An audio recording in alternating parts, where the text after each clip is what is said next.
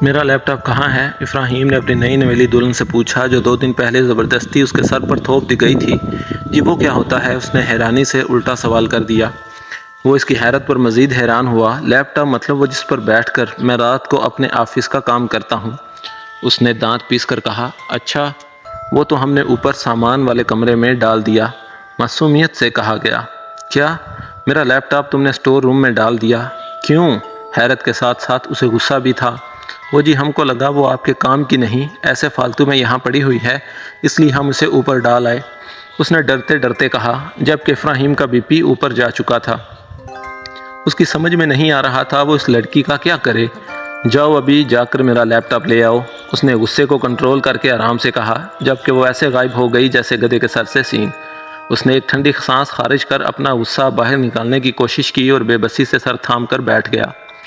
یہ بانی نام کی آفت 2 دن پہلے اس کی زندگی میں آئی تھی، جسے دادی پوری دنیا میں سے ڈھونڈ کر نہ جانے کہاں سے پکڑ کر لائی تھیں۔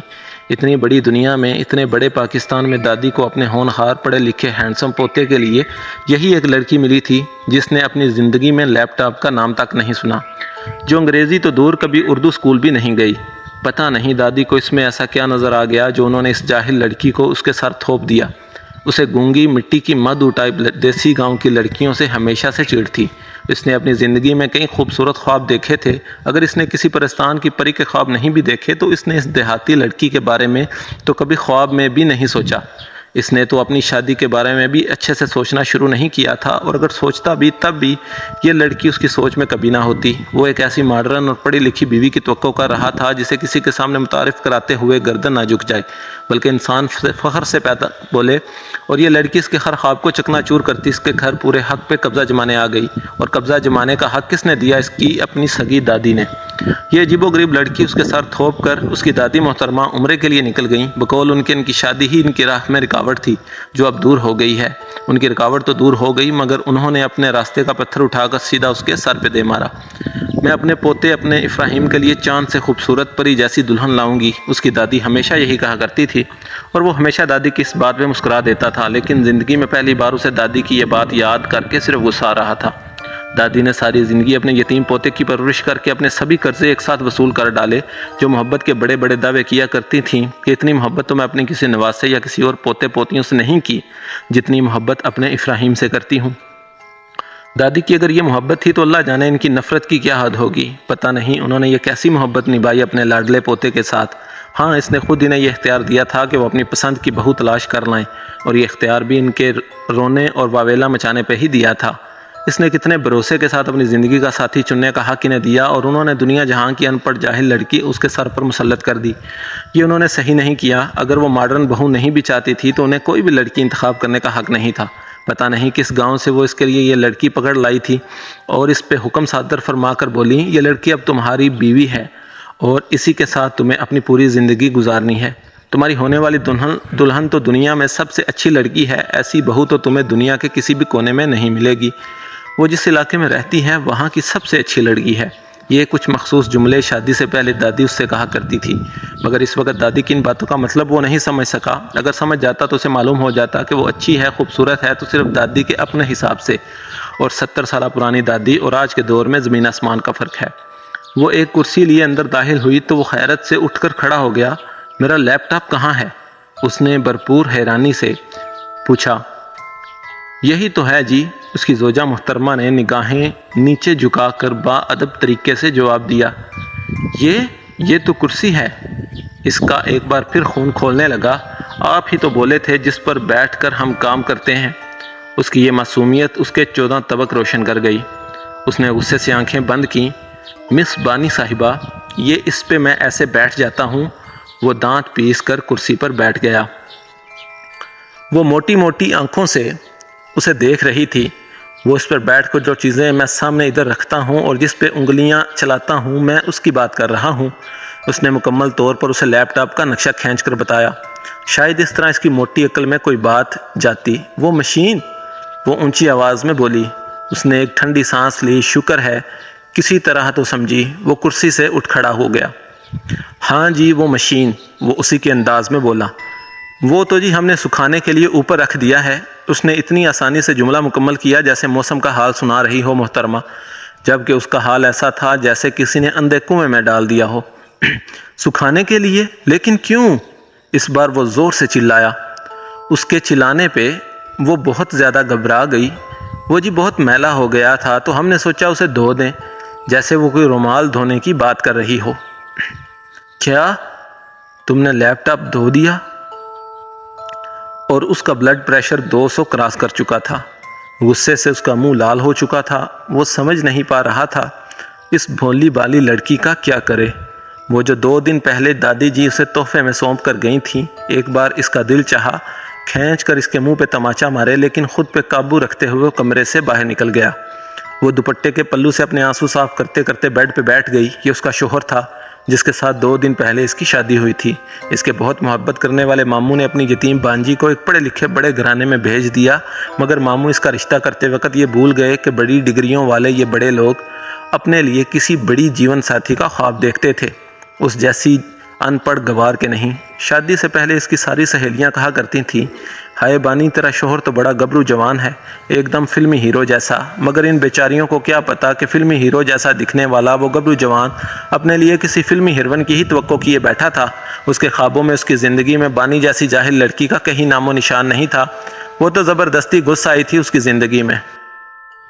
شادی ایک لڑکی کی زندگی کا سب سے خوبصورت خواب ہوتا ہے۔ اس نے اپنی آنکھوں میں اپنے ہونے والے شوہر کے ساتھ نئی زندگی کے کئی خواب سجائے تھے، لیکن اس کے گھر آ کر اسے پتہ چلا خواب اور حقیقت میں بہت فرق ہوتا ہے۔ جب اس نے پہلی بار افراہیم کی تصویر دیکھی تو اسے رشک آیا اپنے آپ پر، لیکن اس کی ساری سوچوں پہ پانی اس وقت پھر گیا جب یہ انکشاف ہوا کہ اس کا شوہر اسے ناپسند کرتا ہے۔ یہ بات کسی بھی لڑکی کے لیے تکلیف دہ ہے کہ اس کا شوہر اس سے نفرت کرتا ہے۔ نفرت یا محبت جو بھی تھا، اب یہی اس کا شوہر اس کا جیون ساتھی تھا، اسی کے ساتھ اپنی ساری زندگی گزارنی تھی۔ یہ رشتہ چاہے جن حالات میں جس وجہ سے ہوا، مگر اسے یہ رشتہ نبھانا تھا۔ یک طرفہ رشتہ جوڑنا بہت مشکل ہوتا ہے، مگر وہ ایک عورت تھی جو بیاہ کر اس گھر لائی گئی تھی۔ بچپن میں اس کی ماں نے اسے سکھایا تھا لڑکی کا اصل گھر سسرال ہوتا ہے، وہ ایک بار جس گھر میں جائے پھر اس گھر سے اس کا جنازہ ہی نکلنا چاہیے۔ یہی بات اس کے ذہن میں اپنے بچپن سے بیٹھ گئی۔ وہ پوری کوشش کرے گی اپنے گھر کو بچانے کی، اس نازک ڈور کو قائم رکھنے کی۔ وہ نفرت سے محبت کا سفر ضرور طے کرے گی۔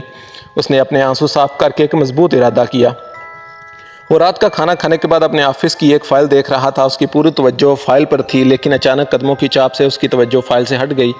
سامنے اس کی وہی حد سے زیادہ سمجھدار ذہین زوجہ محترمہ کھڑی تھیں۔ اسے محترمہ کی صبح والی واردات یاد آئی۔ اس نے ایک نظر غصے سے اسے دیکھا، پھر توجہ فائل پر مرکوز کر لی۔ وہ اسے نہیں دیکھنا چاہتا تھا، ہاں البتہ لڑکی کی نگاہیں خود پہ ضرور محسوس کر رہا تھا۔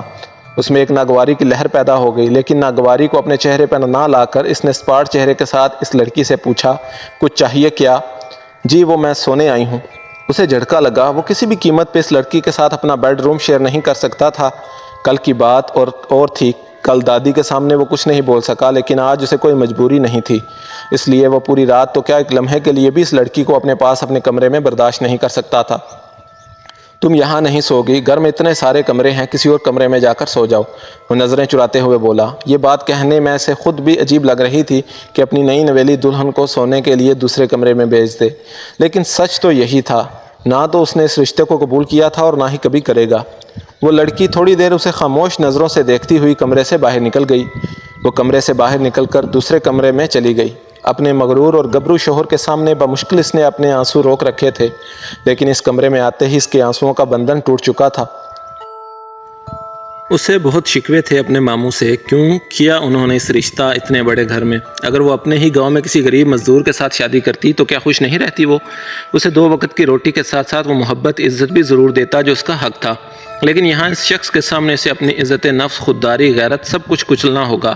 اسے اپنے ماموں کے ساتھ ساتھ دور کہیں آسمان پہ موجود اس ہستی سے بھی شکوے تھے جنہوں نے اس کے ماں باپ کا سایہ اس کے بچپن میں ہی چھین لیا۔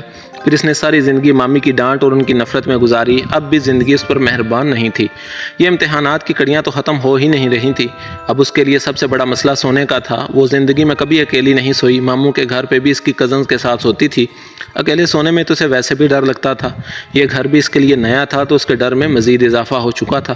اس کا وہ پڑھا لکھا شوہر جس نے اسے کمرے سے باہر نکال دیا، اس نے کیا ایک بار بھی سوچا کہ اس کی بیوی کو اکیلے کمرے میں سوتے ہوئے کتنی گھبراہٹ ہو سکتی ہے؟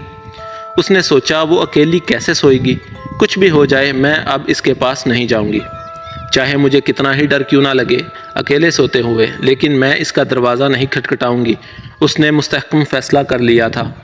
ابراہیم کے پاس نہ جانے کا، لیکن جوں رات کی تاریکی اور خاموشی بڑھتی گئی اس کے فیصلے کی مضبوطی بھی کم ہوتی گئی۔ وہ اس کے پاس جانا تو نہیں چاہتی تھی مگر مجبوری تھی، اس کے علاوہ کوئی راستہ نہیں تھا اس کے پاس۔ اسے اپنے آپ پہ پہلی بار اتنی شدت سے ترس آیا، مجبوری کیا ہوتی ہے اور مجبوری میں انسان کتنا مجبور ہو جاتا ہے وہ اچھے سے سمجھ چکی تھی۔ وہ یوں ہی لیٹے لیٹے چھت کو گھور رہا تھا، زندگی کس قدر الجھی ہوئی تھی، کہاں آ کر پھنس چکا تھا، زندگی میں کب کہاں اس نے ایسی غلطی کر دی تھی جس کی اسے سزا ملی۔ دروازے پہ کوئی زور زور سے دستک دے رہا تھا، اس گھر میں دونوں کے علاوہ تیسرا کوئی نہیں تو وہ ضرور وہی ہوگی۔ اب اتنی رات کو اس پہ کون سا آسمان گر گیا جو اس طرح دروازہ پیٹ رہی ہے؟ وہ غصے سے اٹھ کر دروازہ کھولنے چلا گیا۔ جی اب کیا چاہیے محترمہ؟ اس نے سلگتے ہوئے پوچھا۔ وہ حد سے زیادہ گھبرائی ہوئی لگ رہی تھی۔ جی وہ ہم کو اکیلے سوتے ہوئے ڈر لگ رہا ہے، اس نے اٹکتے ہوئے کہا۔ یہ کیا ہو رہا تھا اس کے ساتھ؟ اس کا جی چاہا وہ غصے سے رو دے، اب کیا کرے؟ دادی جو اتنی بڑی ذمہ داری اس پہ سونپ گئی تھی وہ اس کا کیا کرے؟ اوکے آ جاؤ، لیکن میں اپنا بیڈ تمہارے ساتھ بالکل شیئر نہیں کروں گا، باقی اس بیڈ کے علاوہ تم اس کمرے میں جہاں سونا ہے سو جاؤ، اس نے خشک لہجے میں اسے کہا۔ وہ واپس آ کر بیڈ پر بیٹھ گیا جبکہ وہ نیچے فرش پہ اپنا بستر بنا رہی تھی۔ اس نے ناگواری سے اسے دیکھا اور سر جھٹک کر دوسری طرف منہ کر کے سو گیا۔ پتہ نہیں دادی کس عذاب میں ڈال کر گئی تھی اسے۔ اس کی خوشحال سکون والی زندگی میں یہ لڑکی کہاں سے آ کر ٹپک گئی اس کا سکون غارت کرنے؟ کہاں وہ دن تھے جب کالج کی لڑکیاں اس پہ جان چھڑکتی تھی؟ اس کی آواز سننے کے لیے لڑکیوں کی لائن لگی رہتی تھی۔ آپس میں بھی کئی لڑکیاں اس سے پسندیدگی کا اظہار کر چکی تھیں، لیکن وہ یہاں کہاں آ کر پھنس گیا؟ اس کا دل چاہا ابھی اس کے کمرے سے تو کیا اس کے گھر سے بلکہ اسے اپنی زندگی سے ہی نکال دے، لیکن وہ چاہ کر بھی ایسا نہیں کر سکتا تھا۔ ایک بار تو اس کا دل چاہا ابھی دادی کو فون کر کے بتائے اسے ان کی محبت سے لائی ہوئی انمول گڑیا بالکل نہیں چاہیے، وہ جہاں سے لائی تھی وہیں جا کر واپس پہنچا دیں۔ لیکن دادی چونکہ سفر میں تھیں اس لیے وہ دور بیٹھی، اس بوڑھی دادی کو وہ یہ صدمہ نہیں دینا چاہتا تھا۔ ویسے بھی 22 دن بعد انہوں نے آ ہی جانا تھا، تبھی وہ ان سے صاف صاف کہہ دے گا کہ اسے ان کے ساتھ یہ سگڑ ہونہار ہر کام میں ماہر بہو نہیں چاہیے۔ لیکن 22 دن تو دور، وہ اسے 22 سیکنڈ میں بھی کیسے برداشت کر سکتا تھا؟ کیا کیا نہیں سوچا تھا اس نے اپنی شادی شدہ زندگی کے بارے میں، اور کیا ہو گیا؟ اسے شدید غصہ تھا، دادی پہ بھی، خود پہ بھی، اور اس لڑکی پہ بھی۔ اور اس غصے میں نہ جانے کب نیند کی دیوی اس پہ مہربان ہو گئی۔ صبح الارم بجنے سے اس کی آنکھ کھل گئی، بے ساختہ اس کی نگاہ بیڈ سے نیچے گئی۔ شکر ہے جو وہ وہاں نہیں تھی۔ وہ اپنی صبح کا آغاز اس کا منہ دیکھ کر کبھی نہیں کر سکتا تھا۔ وہ جمائی لیتے ہوئے بستر چھوڑ کر واش روم کی طرف بڑھا۔ منہ ہاتھ دھونے اور فریش ہونے کے بعد وہ ناشتہ کے لیے نیچے چلا گیا۔ وہ لڑکی اسے ڈرائنگ روم میں ٹی وی صاف کرتی ہوئی نظر آئی۔ اسے ڈر لگا کہیں وہ بیوقوف لڑکی ٹی وی کو بھی نہ دھو دے۔ وہ کچن میں چلا گیا جبکہ اس کی لڑکی کی نظریں خود پہ محسوس کر سکتا تھا۔ وہ کچن میں ٹیبل پہ اس کی زوجہ محترمہ نے آملیٹ اور دودھ کا گلاس تیار کر رکھا تھا۔ کچن کی حالت دیکھ کر ایسا لگ رہا تھا جیسی دادی کی ہر کام میں ماہر بہو نے بڑی مشقت کے بعد ناشتہ بنایا، اور وہ بھی کوئی خاص نہیں تھا، مگر وہ اس کی بنائی ہوئی چیزوں کو تب ہاتھ لگاتا جب وہ اسے بیوی کا درجہ دیتا۔ جب اس نے اس لڑکی کو قبول ہی نہیں کیا تو پتہ نہیں وہ گھریلو بیویوں کی طرح گھر کے کام کیوں کر رہی تھی۔ اس لڑکی کا بنایا ہوا آملیٹ مکمل طور پر نظر انداز کیے وہ خود ناشتہ بنانے لگا۔ اپنی اس عجیب و غریب شادی سے پہلے بھی وہ اپنے لیے ناشتہ خود ہی بنایا کرتا تھا۔ ناشتہ کرنے کے بعد وہ کچن سے اپنے کمرے میں چلا گیا۔ وہاں اس نے اپنے آفس کا کچھ سامان بیگ میں رکھا اور کنگھی کر کے آفس کے لیے روانہ ہو گیا۔ وہ لڑکی ابھی تک ٹی وی کو رگڑ رگڑ کر صاف کر رہی تھی۔ پتہ نہیں اسے ٹی وی میں ایسی کیا دشمنی تھی جو اس کا کباڑہ کرنے میں لگی تھی محترمہ۔ اس پر ناگواری سے بھرپور نگاہ ڈال کر وہ گھر سے باہر نکل گیا۔ ابھی جاری ہے۔